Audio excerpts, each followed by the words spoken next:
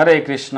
অপরা একাদশী ব্রত পালন করতে হবে 23 মে 2025 শুক্রবার, জ্যৈষ্ঠ মাসে কৃষ্ণপক্ষের একাদশী ব্রত অপরা একাদশী ব্রত। আজকে আমরা এই অপরা একাদশী ব্রতের মাহাত্ম্য কথা সম্পর্কে শ্রবণ করব এবং আমাদের আজকের আলোচনা শেষের দিকে দেওয়া থাকবে সারা বিশ্বের পালনের সময়সূচি, অপরা একাদশী ব্রতের তারিখ এবং পরদিন সকালের সারা বিশ্বের 151টি স্থানের পরদিন সকালের পালনের সময়সূচি। তো অপরা একাদশী ব্রত সারা পৃথিবীর প্রায় 98% স্থানেই ব্রত পালন করতে হবে 23 মে শুক্রবার। শুধুমাত্র অস্ট্রেলিয়া নিউজিল্যান্ডের ব্রত 24 মে এবং জাপান, চীন, দক্ষিণ কোরিয়া, মঙ্গোলিয়া, তাইওয়ানের ব্রত 24 মে। এছাড়া ভারত, বাংলাদেশ সহ এশিয়া মহাদেশের বাদ বাকি সকল স্থানে এবং ইউরোপের সকল দেশে, উত্তর আমেরিকা, দক্ষিণ আমেরিকার সকল দেশে, আফ্রিকার সকল দেশে, মধ্যপ্রাচ্যের সকল দেশের ব্রত 23 মে শুক্রবার। অর্থাৎ সারা পৃথিবীর বেশিরভাগ স্থানে ব্রত পালন করতে হবে 23 মে শুক্রবার, জ্যৈষ্ঠ মাসের কৃষ্ণপক্ষের একাদশী ব্রত অপরা একাদশী ব্রত। আপনারা সকলে অবশ্যই সঠিকভাবে পালন করবেন। এখন আমরা এই অপরা একাদশী ব্রতের মাহাত্ম্য কথা শ্রবণ করব। তো আমরা প্রত্যেকটা একাদশী ব্রতের মাহাত্ম্য থেকে দেখতে পাই যে মহারাজ যুধিষ্ঠির তিনি ভগবান শ্রীকৃষ্ণের নিকট প্রশ্ন জিজ্ঞাসা করছেন এবং ভগবান শ্রীকৃষ্ণ তিনি প্রত্যেকটা একাদশীর খুব সুন্দর মহিমা বর্ণনা করছেন। তো এই যে অপরা একাদশী ব্রত এর মহিমাও ব্রহ্মাণ্ড পুরাণে বর্ণনা করা হয়েছে এবং এই ব্রত পালন করে যদি কেউ এই ব্রতের মাহাত্ম্য কথা পাঠ শ্রবণ করেন তিনি সহস্র বিধানের ফল লাভ করতে পারেন। তো চলুন আমরা এই ব্রতের মাহাত্ম্য কথা শ্রবণ করি। মহারাজ যুধিষ্ঠির ভগবান শ্রীকৃষ্ণকে বললেন, হে কৃষ্ণ, জ্যৈষ্ঠ মাসের কৃষ্ণপক্ষীয় একাদশীর কি নাম এবং তার মাহাত্ম্যই বা কি তা আমি শুনতে ইচ্ছা করি, কৃপা করে তা আমায় বর্ণনা করুন। শ্রীকৃষ্ণ বললেন, হে মহারাজ, মানুষের মঙ্গলের জন্য আপনি খুব ভালো প্রশ্ন করেছেন। বহু পুণ্য প্রদানকারী, মহাপাপ দূরকারী এবং পুত্র দানকারী এই একাদশী অপরা নামে খ্যাত। এই ব্রত পালনকারী ব্যক্তি জগতে প্রসিদ্ধি লাভ করে। যারা এই একাদশী ব্রত পালন করেন তারা জগতে সিদ্ধি লাভ করেন এবং তারা পুত্র সন্তান লাভ করতে পারেন এবং তাদের সকল পাপরাশি বিদূরিত হয় এবং তারা বহু পুণ্য ফল লাভ করতে পারেন এবং এই ব্রত পালনের ফলে সকল প্রকার গুরুতর পাপ বিদূরিত হয়ে যায়। যত প্রকার মহাপাপরাশি রয়েছে সকল পাপরাশি বিদূরিত হয়ে যায় সঠিকভাবে এই অপরা একাদশী ব্রত পালন করলে এবং এই ব্রত পালন করে ভগবানের সেবা পূজা আদি করার মাধ্যমে এবং পরবর্তীতে আর কোনো প্রকার পাপে যেন প্রবৃত্ত না হতে হয় সেরকম সংকল্প করার মাধ্যমে, ভগবানের সেবায় সর্বতভাবে যুক্ত থাকার মাধ্যমে। এখানে কিছু পাপরাশির উল্লেখ রয়েছে। যারা মিথ্যা সাক্ষ্য দান করে, ওজন বিষয় ছলনা করে, শাস্ত্রের মিথ্যা ব্যাখ্যা প্রদান করে, জ্যোতিষের মিথ্যা গণনা করে এবং মিথ্যা চিকিৎসায় রত থাকে, তারা সকলেই নিরয় দুঃখ ভোগ করে তাদেরকে নরকে যেতে হয়। এই সমস্ত ব্যক্তিরাও যদি এই একাদশী ব্রত পালন করে তবে তারাও সমস্ত প্রকার পাপ থেকে মুক্ত হয়।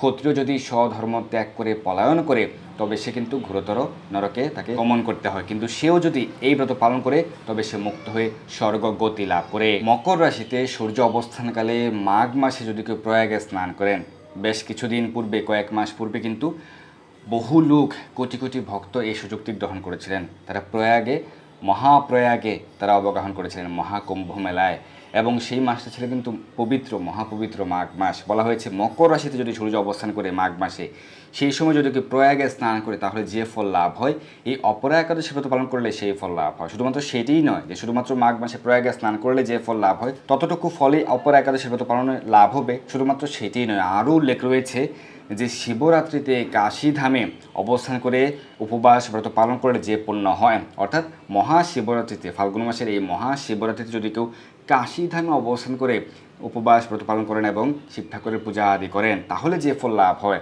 তৃতীয় পয়েন্টে বলা হয়েছে গয়া ধামে বিষ্ণু পাদপদ্মে পিণ্ডদানে যে ফল লাভ হয়, সিংহ রাশিতে বৃহস্পতির অবস্থানে গৌতমী নদীতে স্নানে যে ফল লাভ হয়, কুম্ভে কেদারনাথ দর্শনে, অর্থাৎ সূর্য যখন কুম্ভ রাশিতে অবস্থান করে সেই সময় যদি কেউ কেদারনাথ ধাম দর্শন করেন এবং বদরিকা আশ্রম যাত্রা করেন, ভগবান বদ্রীনারায়ণের সেবা করেন এবং সূর্যগ্রহণে কুরুক্ষেত্রে যদি কেউ স্নান করে, হাতি ঘোড়া স্বর্ণ দান করে এবং দক্ষিণা সহ যজ্ঞ সম্পাদন করে তাহলে যেই সকল ফল লাভ হয়ে থাকে শুধুমাত্র অপরা একাদশী ব্রত পালন করলেই সেই ফল লাভ হয়ে থাকে।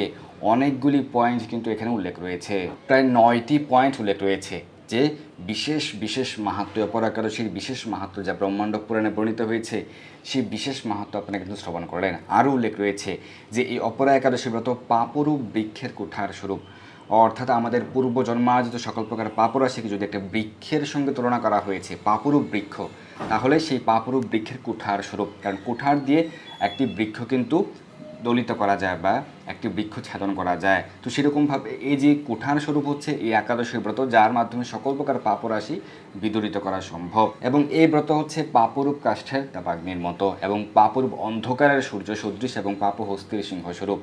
যেরকমভাবে সিংহ কিন্তু হস্তিকে দমন করতে পারে, যেরকমভাবে সূর্যের আলো দ্বারা কিন্তু অন্ধকার বিদূরিত হয়, তো সেরকমভাবে এই অপরা একাদশী ব্রত পালনের ফলে সকল প্রকার পাপরাশি থেকে আমরা মুক্ত হতে পারি। এই ব্রত পালন না করে যে ব্যক্তি জীবন ধারণ করে, সে যেই হোক না কেন, সে ব্রাহ্মণ হোক, ক্ষত্রিয় হোক, বৈশ্য হোক, শূদ্র হোক, সতবা হোক, বিধবা হোক, সে শুচি হোক, অশুচি হোক, যদি কেউ একাদশী ব্রত পালন না করে জীবন ধারণ করে, জলে বুদ্বুদের মতো তাদের জন্ম মৃত্যুই কেবল সার হয়। জলে বুদ্বুদের মতো তাদের এই যে জীবন, এই জীবন বা মরণ সেটি সার হয়, এতে কোনো কাজ হয় না। তারা যে দুর্লভ মনুষ্যজন্ম লাভ করেছে সেটি বিফল হয়ে যায় যারা একাদশী ব্রত পালন করে না। অপর একাদশী উপবাস করে ভগবান শ্রী বিষ্ণুর পূজা আদি করলে সর্বপাপমুক্ত হয়ে বিষ্ণু লোকে গতি হয়, অর্থাৎ তারা ভগবত ধাম, বৈকুণ্ঠ ধাম প্রাপ্ত হতে পারেন। এই ব্রত কথা যদি কেউ পাঠ করেন বা শ্রবণ করেন, তাহলে সহস্র গাভিদানের ফল, 1000 গাভিদানের ফল লাভ করতে পারেন।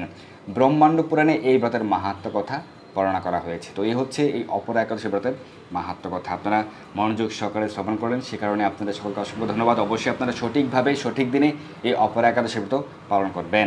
আগামী 23 মে 2025 শুক্রবার পালিত হবে এই অপরা একাদশী ব্রত। শুধুমাত্র যারা চীন, জাপানে, দক্ষিণ কোরিয়ায় রয়েছেন, মঙ্গোলিয়ায় রয়েছেন, অস্ট্রেলিয়া, নিউজিল্যান্ডে রয়েছেন, সেক্ষেত্রে ব্রত 24 মে। এছাড়া সারা পৃথিবীর বাদবাকি সকল স্থানে আপনারা 23 মে শুক্রবার এই অপরা একাদশী ব্রত সঠিকভাবে পালন করবেন। এখানে আমরা সারা বিশ্বের পালনের সময়সূচি প্রদান করছি। এখানে দেওয়া রয়েছে অপরা একাদশীর তারিখ, ব্রতের তারিখ, আবারও বলছি ব্রতের তারিখ এবং ব্রতের পরদিন সকালের পালনের সময়সূচি। অবশ্যই আপনারা সঠিকভাবে ব্রত পালন করুন এবং ভগবানের বিশেষ কৃপা আশীর্বাদ লাভ করুন। ধন্যবাদ সবাইকে। হরে কৃষ্ণ।